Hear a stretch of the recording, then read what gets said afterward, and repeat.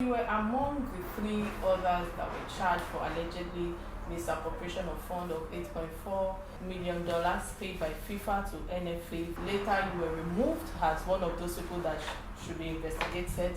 Can we further hear your own side of the case? They say $8.4 million. I was elected in 2014.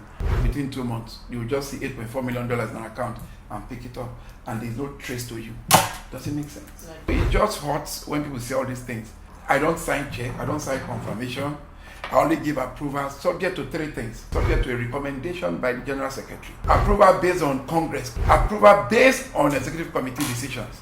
Do you think if I was a criminal, I would go and get PwC to come and work as our auditors? I would go and bring financial derivatives to come and work as our financial consultant?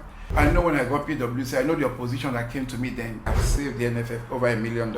I didn't go to NFF because of what God has blessed me beyond my dreams. It's not about Amaju Pinnick. I'll live there tomorrow. This is my second tenure, and I don't intend to run for a third tenure, And what if God now speaks to you to come again? No. God knows my heart. God knows I won't do that.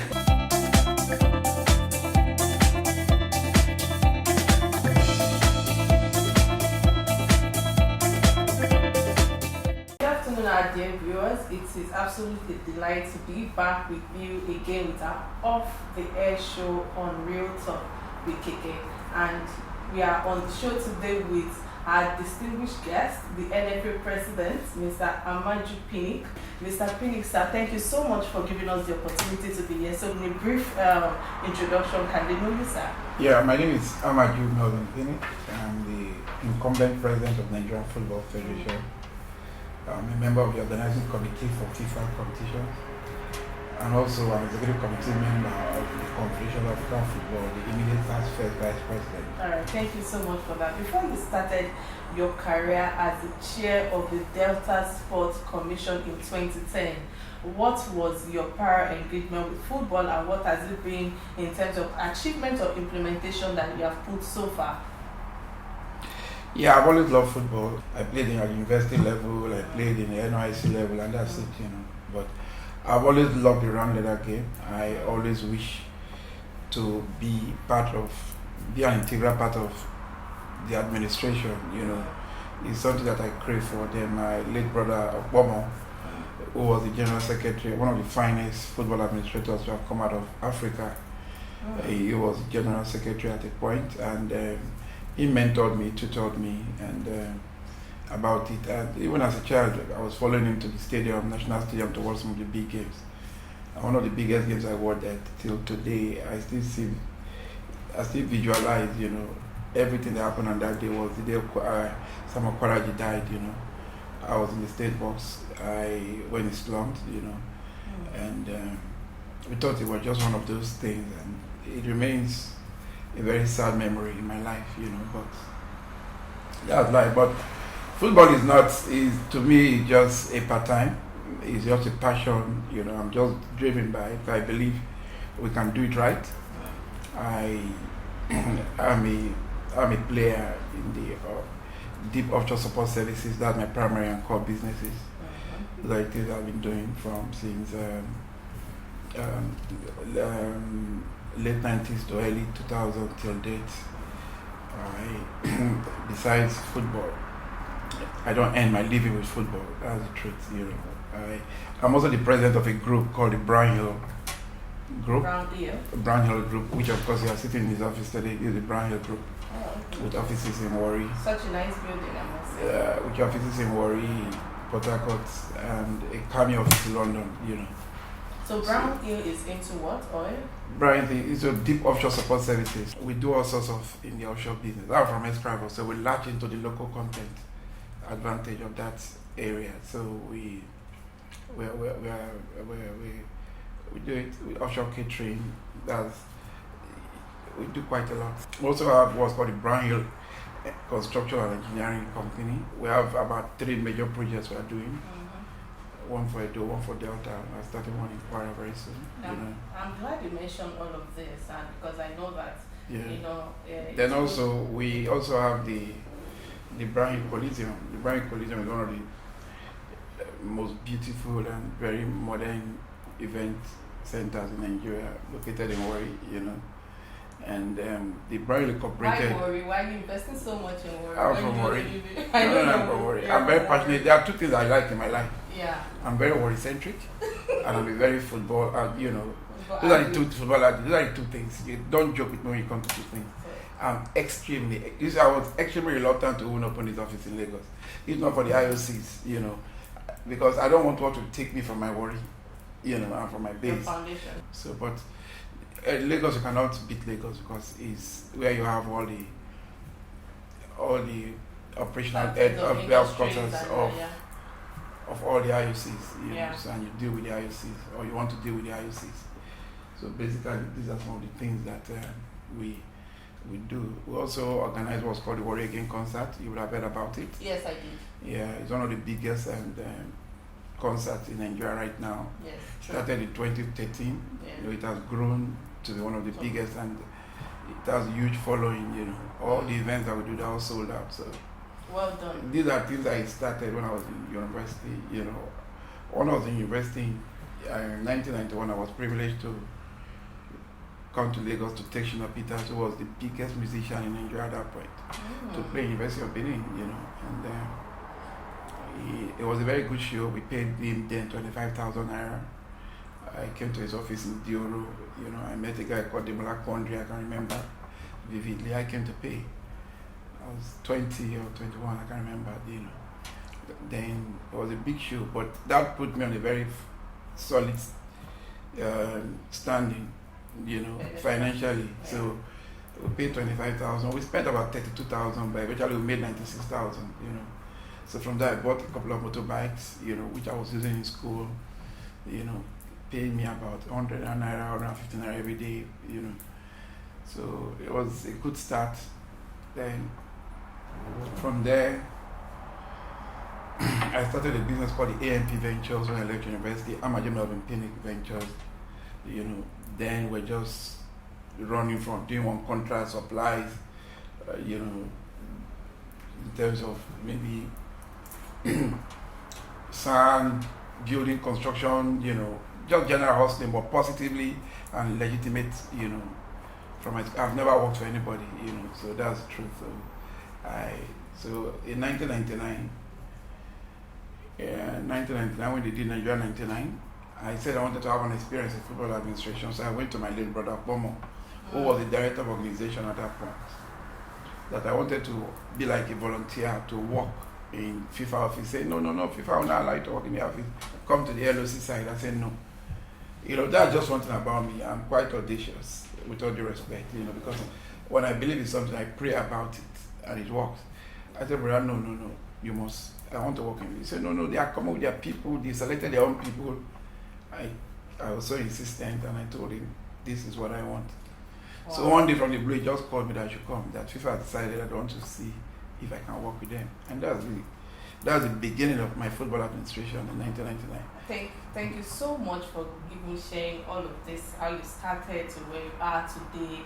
And, you know, it's very important for people to actually know that it is really good for you to actually invest and consistency, because in everything I've been hearing you say right now is consistency and believing in God as well, and hard work, because I know hard work pays. But I know that you had a rough or not too wealthy background, and how did you manage to climb into the top hierarchies of football, governing the likes of FIFA, CAF, NFF and the like, because I know that you've spoken about entrepreneurship in the last few minutes, but can you please help us, educate us? No, I wouldn't say that. Even though my dad was not a very, very rich man, yes, but I believe growing up, I grew up within the confines of being an Ivy League family from Warri. Yeah, my dad was one of the first black USA managers. You know, then when USA left, when he left USA, they gave him the franchise of Rally Bicycle in the whole of Bender Street at that point. You know, he was a polygamist, you know. We're 19, you know, the 19, I happen to be the 15, but we've lost 3 already. We have a very close-knit polygamy, you know, and so that's my background. My dad was, but he died when we were quite young. When I was just I was 11 plus when he died, and but things changed, you know, but our mothers were strong enough to hold us. They had good brothers working in, and they had their own businesses as well. So, but you know, from the beginning, you just needed to do things that you needed to do. You know, even people from wealthy family, they end up going to the other side. You know, when I brought my vision letter to show to my mom, I'm the last child. You know, when she saw my vision letter, it was mixed feeling because my brother was studying chemical engineering, University of Benin. Then one of my sisters was in Lagos State Polytechnic. Another one, even though married, she was doing a master's in University of Nigeria. You know, so it was a very tough feeling for her. You know, so that was what just gave me some kind of motivation that I had to start. I don't want to be stressing this woman. You know, let me go to school and make money. But even being the last child of the family, you would actually think that it's always people who are very... I didn't want to. So from day one in school, then she worked out the Chevron scholarship for me, which was not very massive, but you know, but okay.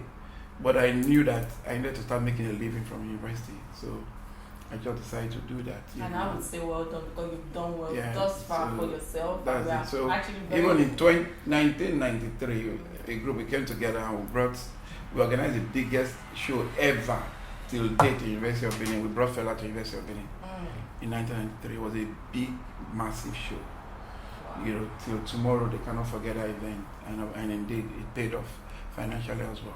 So talking about your background, Warri, and how you've been playing from there, I know that the Nigerian local league is not yet to measure up with the European leagues, despite the numerous talents we have right here in our local football team. Is there any level of publicity, if that's the right word to use, that is lacking in our own space, or what are the standards? Is it that we've not been able to meet up with the standard of the European people, so to speak? So that's the reason why we've not been able to measure up till date.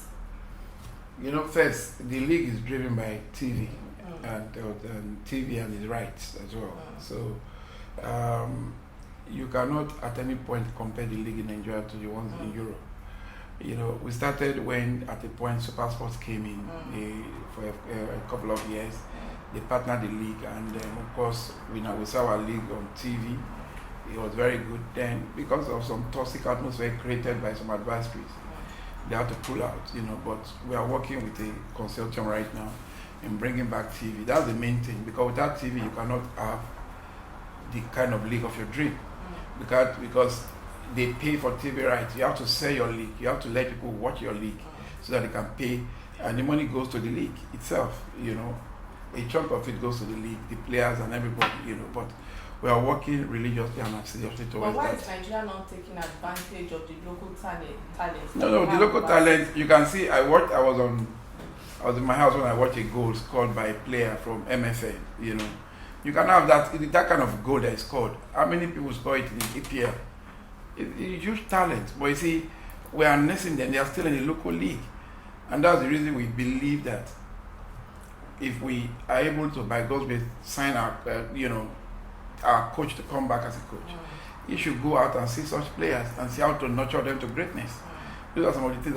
There's no doubt there's abundance of talent in Nigeria.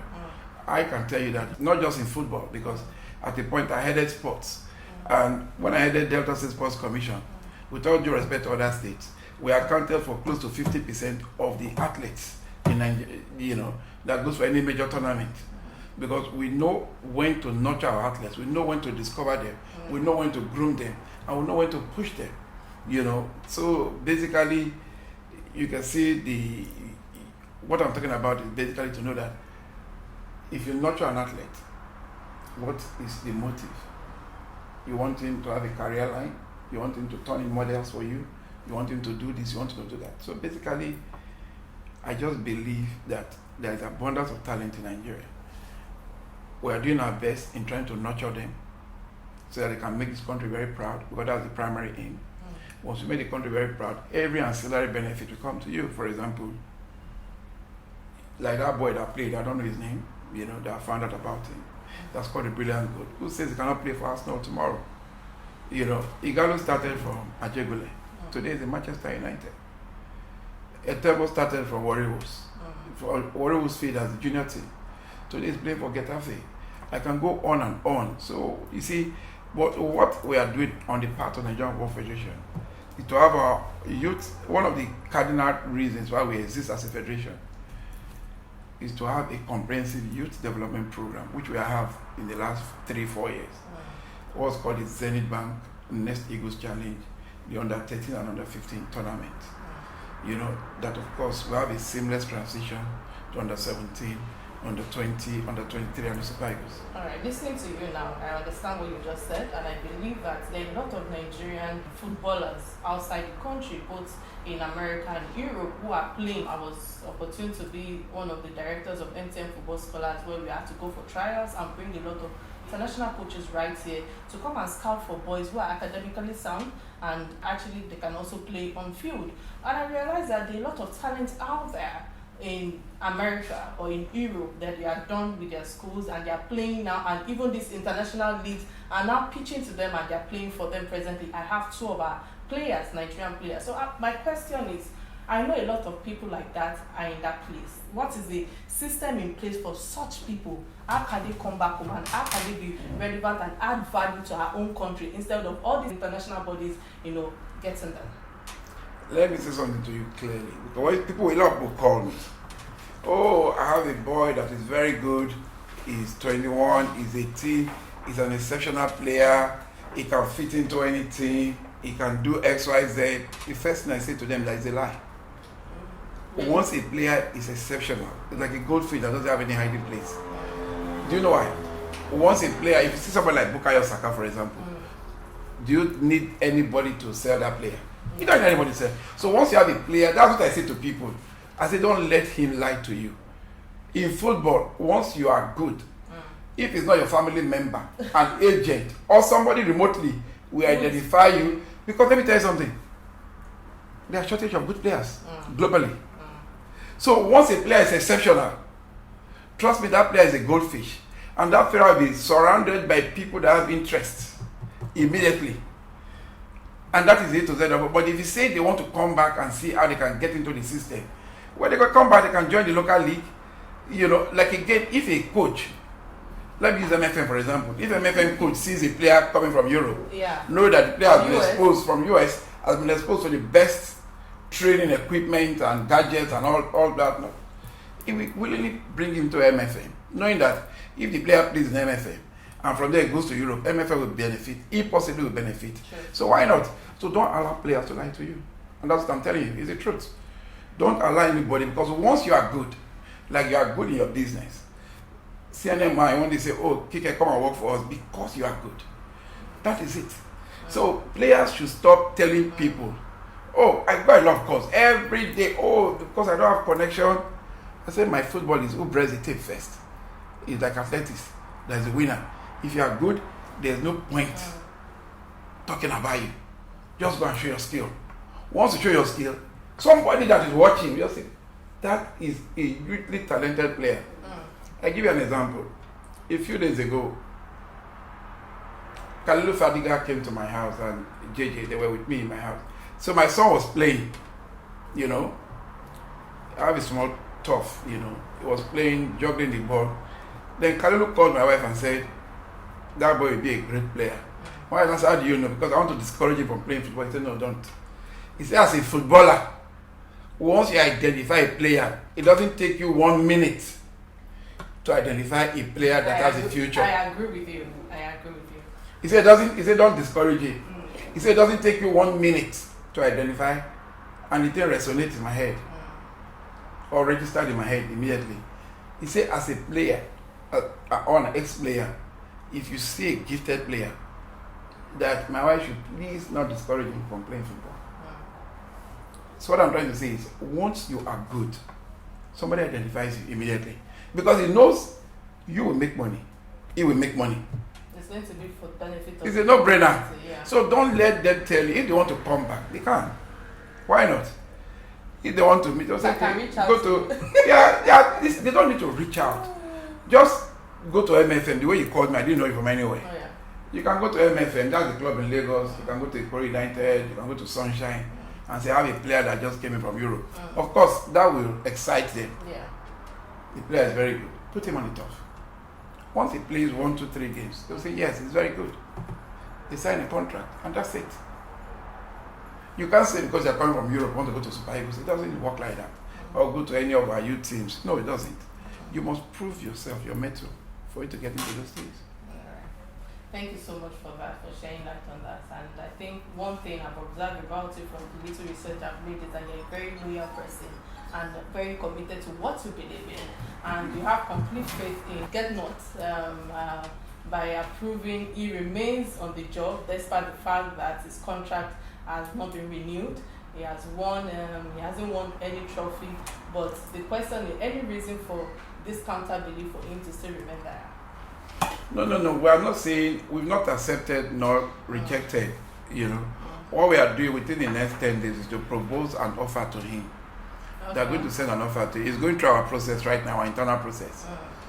He's going through our internal process, whereby an offer will be given to him. Once the offer is given to him, and he accepts the offer, then we'll sign his contract. His contract expires in June. It's going to be technically, I see, some 3 months away, But if it doesn't, it's a normal thing. It's like you're working and it's okay, you want your contract renewed. You say the company will say yes, they need to XYZ. You say you want an improved contract. That argument can stale or grow the contract. Sure. So basically that's where we are. All right, thank you for that. So despite the lack of sponsorship, the NWFL has been getting better every year, and the Super Falcon are the best in the African continent and also a force to reckon with at the world level. What is hindering us from the same growth and achievements when it comes in the men's football league? Men's football is different from female football completely. Yeah. They are two different games. Yeah, anywhere in the world, men's football are more competitive. They are more commercially viable. So emphasis is more. But the Super Falcons know that they've been exceptional. And for the NFF award this year, we want to really reward them, especially the set of 1999. They have got almost to the semi-finals of the female women's World Cup at that point. So we just struggle and make sure that we make an impact. Our dream, because this is my second tenure and I don't intend to run for a third tenure, even though I'm eligible. And why is that? I will never, I don't think about it. I have a young wife, I have a young family, I have my businesses as well. So I want to take a bow. After then, maybe by God's grace, I'll be in the global football picture at that point. Mm-hmm. If I'm not there, let me be home and take care of my family and grow my business to where I want it to be. I'm going to be 50 this year, so I have a lot I want to do myself. The business is growing, but with me there, by God's grace, I believe it will go to. Amen. Thank you. It's very valuable. Yeah. So in the case of the Nasarawa United player, Pinnick Martins that died on the pitch, what are your new standard protocols on players' health and fitness going forward? No. We did a temporary thing now, just to send a memorandum to all the clubs, to have, not just an ambulance, it's like a mini hospital, where apart from surgery, you can do every other thing.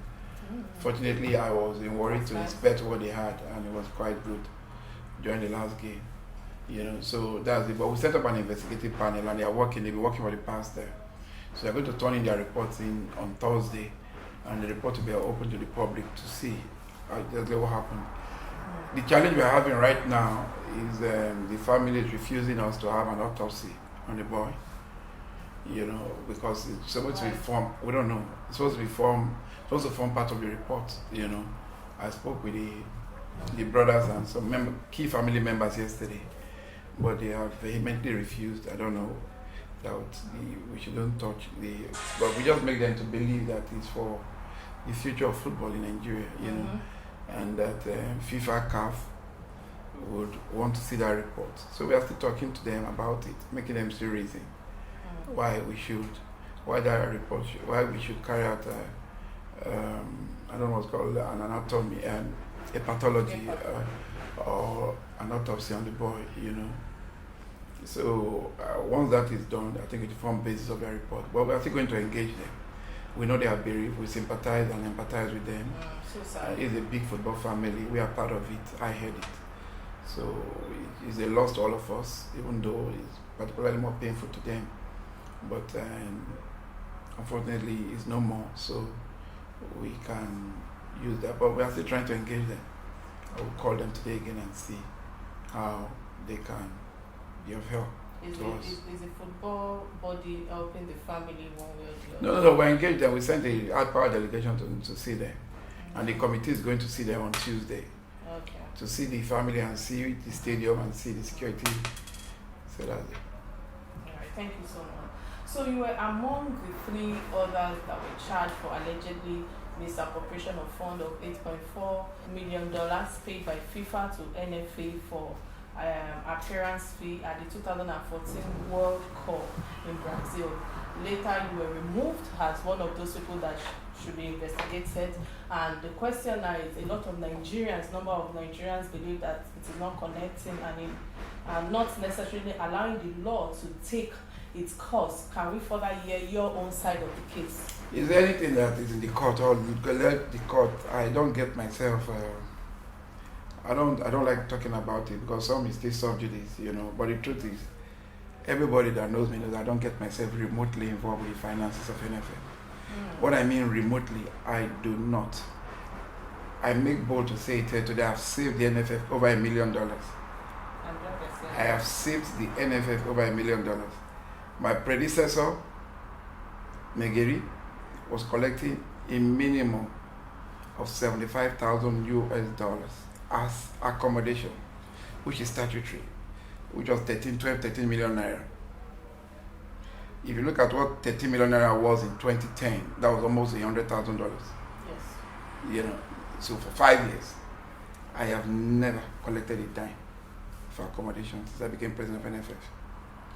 Interesting. They gave me a car. I said the car should be given to the coach, the official car. I use my personal car in Abuja. Today. I pay my driver. I fuel my car. I fly myself to Abuja every week. I'm back. I'm my 8. NFF has not. So they know that I don't get myself remotely involved, and I will not do that. I didn't go to NFF because of what God has blessed me beyond my dreams. And I'm not a very rich man, but I'm very contented, and by God's grace I enjoy the basic luxuries and necessities of life, which is good enough for me and my family. So everybody that knows, they know what they are looking for, and we know what they are looking for. We don't get ourselves involved, not just me, Shehu Diko, even Shehi, If you look at our history, if you look at where we are coming from, you will know clearly. So it's just a pure, people just believe that nobody in Nigeria has been re-elected, and they just go about it very viciously. They just, so I cannot get myself, I can tell you that for free, because when I hear of the figure, okay, let me give you an example. They say $8.4 million. I was elected in 2014. I was elected on the 30th of, I didn't resume till like November, December. Our first meeting was, when this issue of this money came out, was to look at indebtedness. Because when money like this comes out, you're paying players this, you're paying hotels, you're paying airline. So my executive committee just administratively approved this money for all these things to be paid. And of course, so can anybody, you just got elected, within 2 months, you will just see $8.4 million in an account and pick it up, and there's no trace to you. Does it make sense? Just within 2 months, and you that just came from nowhere, it doesn't make sense. So I don't want to talk about it, I don't want to dwell on that. Even the report by the panel exonerated us. I can give you a copy of the report. A panel set up to investigate us on this same money and other monies, right? And it's for that reason the other justice after said no, we cannot join it, So when they do this, they generate another petition. Of course, what they are doing is killing football in Nigeria, creating a very toxic atmosphere. And what does that do? You chase your sponsors away, you do all those things, when after going back, investors. So nobody wants to be part of an atmosphere of toxicity, So to me, it's just very sad. But I keep appealing to them. It's not about Amaju Pinnick. I'll leave there tomorrow. Who else comes in, Some people were celebrating, oh, this guy has been arrested. I said, no, don't send me such messages. I don't celebrate anybody's misfortune. The only thing I do for people, I pray for them. Even if they've heard, let them in their subconscious know they've heard and pray for forgiveness. I don't get myself involved in all those trivialities or trying to say you're celebrating somebody's downfall. Even if the person hurts you, I don't do it. It's not my nature. It's simply not my nature. What's not my nature is not my nature. And I live by certain abiding principles. So to me, when they say all these things, they know what they are looking for. Definitely not Amaju Pinnick. If you know what I've done, I'm not going to come and start telling you things, but if you know the sacrifices we have, not just me, done for Nigerian football to be where it is today. Do you think if I was a criminal, or if I had any sinister motive coming to NFF, I would go and bring financial derivatives to come and work as a financial consultant? I would go and get PwC to come and work as our auditors? I know when I got PwC, I know the opposition that came to me then, but I stood my ground because I wanted us to do things that will meet the global standard. I wanted a company that would stand the test of time. I wanted a company. You wanted accountability. Proper accountability, probity, and transparency. Yeah. But nobody sees that. Even at a point, ICBC had the debt office in our office. And I haven't called them. Even if we have EFCC, ICBC as debt officers in NFF today, I would really truly appreciate it. And that is the truth. The procurement doesn't come from BP, like the Office of the Accountant General. Everybody in our account department is from the Office of the Accountant General.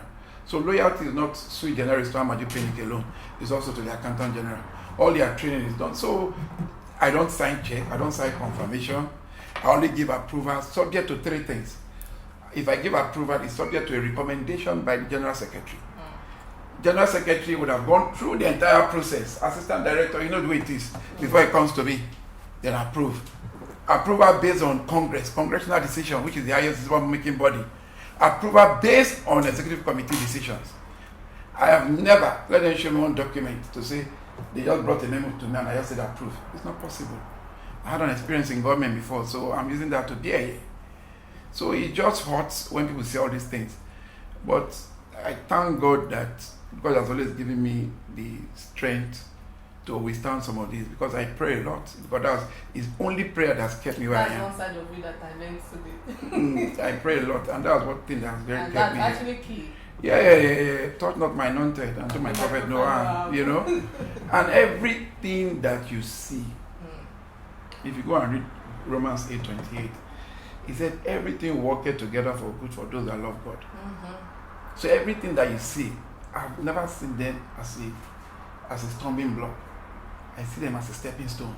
Absolutely. That's my life. Absolutely. I see all those as stepping stones. Say, whatever you do, I just look at you, I laugh. I don't grieve over it. Because destiny, you cannot change it. If God says, this is your destiny. That's the path of your journey.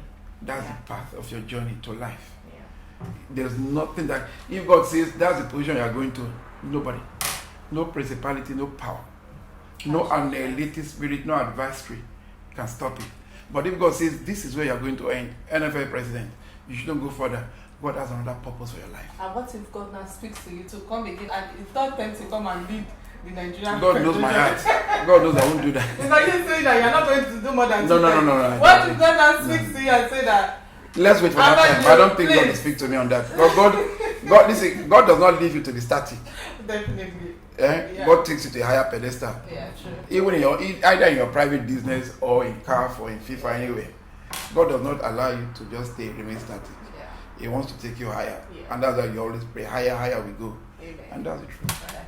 Thank you so much for shedding light on this, because I know that it's going to clear a lot of airs, and I would say that also you've made a lot of impact when it comes to the football league and in terms of structure in an organization, because really there's no how a man will come into an office and 2 months after they want to start robbing him of all sorts of things. I think that Nigerians, this is an opportunity for us to learn from all of this. I think this will lead to another question of mine in terms of sports in general. What are your views in terms of development on Nigerian sports, and what can be done to take it to the next level for someone like you who is an expert in a lot of things and structure? No, but the good is that we have a good minister now that is very keen, that's quite cerebral, quite intelligent, and knows his spot on. He knows exactly what he wants. He knows exactly what benefits sports will bring to Nigeria. And he has started working already. And so that's the good news. I can never claim to know more than him. you know. But he's done, with his brief period, he has done so well. And I believe Nigerians should expect a lot from him because he has a lot to give. All right, thank you so much on that. On a lighter note, I know because you've been talking about your wife here and there, I know that she's one of the most important people in your life. In one of your interviews, you described your wife as a combination of beauty and brain, and you said you have a lot of female friends within and outside the shores of the country. How do you draw the line? It's simple that my wife is my wife. No one else can be my wife. Yeah, And that's the truth. Yeah. And I don't get swayed by anything because God gave me a very beautiful wife. It's not just beauty in terms of physical beauty, beauty in our heart, and how to be mother to our children, how to be mother to you, how to be a friend and a quality companion to me at every point in time, you know. So she's an amazing wife, and she has demonstrated that severally, you know. I'm not telling you that she's a perfect party. I'm not telling you that we There's don't no quarrel. perfection in any of us. I'm not telling you we don't fight. We fight, we quarrel, but we always try to make up as soon as possible. Marriage is not easy, you know. Beautiful roses, they always grow on thorny plants. Marriage is one of the most complex institutions in the world. If you are married for 5 years in Nigeria, it's like 50 years. If you are married for 10 years, like 100 years. You're right. You know, my wife and I 3 days ago were counting some celebrity weddings we went to in the last 4 years. All those weddings are dead. All A to Z. I'm not going to mention anyone. So, but I told her that because I saw one invite, I said, listen, I'm not going for any marriage that would die. You know, I don't want to be part of all those things anymore. So my travel, at the end of the day, they come back, you know. So she's a beautiful woman, and she's quite industrious, quite enterprising. You know, she runs her business, and she's an integral part of all our businesses. You know, and that she has demonstrated the ability of being a super wife, I want to say. And this morning we went to the gym together, we walked together, we swam together before coming. We do all these kind of things, you know. That's nice. So we have 4 kids, beautiful kids, quite brilliant, quite enterprising, and so if you look at your family, you don't want to get yourself in all the mess, you know. Yeah, but God has, listen, the truth is, I just keep praising God. I just keep praising God, and I look up to Him. But that's what Psalm 121 says, look up to God for your help, and at every point in time you get it. That is the house chapter. I look up to God for help at every point in time, and that's the truth. Okay, thank you so much for that. And so, aside your family and your children, how do you balance it all? What do you do for leisure, for relaxation? I do a lot. I play tennis. I play tennis regularly. We swim. I read a lot. I read extensively. I heard you play chess as well. No, I used to. You used to? Okay. Yeah. Not It's anymore. probably, I do quite a lot. I do quite, listen, I was executive chairman of the Sports Commission. I play everything, you know, but in school, I was a volleyball player. In school, I was a volleyball player. I played volleyball. For even Bender State, I played, you know. Yeah, so I played, we went to camp. I was not called finally, but we went to Delta State and Bender State camp in 1986, 87, you know. So we've done all those things. Then we also have a foundation called the Brown Hill Foundation. The Brown Hill Foundation started in the year 2011. It's the charity wing of my business. You know, what we try to do is the locality which I grew up. Most 90% of all the kids there are under our scholarship. From primary, secondary, and university, we are happy we've been able to impact hugely in that community and beyond, you know. But now we've gone into infrastructure. My old school, Hosea College Warri, we are rebuilding the entire turf again. We are building the entire turf.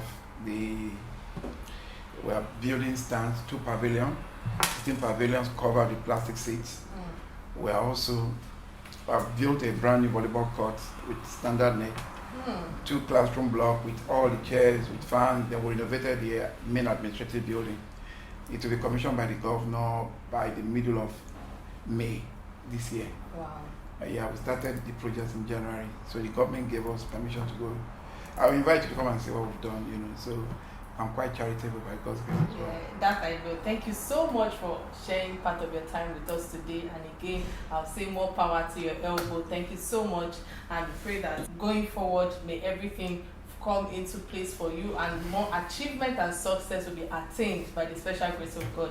It has been a sporty time with the NFF president, popularly known as Presido, as they normally call him, the authority behind the current evolution of Nigerian football, a proud Nigerian icon, I must say, in Africa and international football in general. Thank you so much, viewers, and this is our Off the Air on Real Talk with KK5 for now.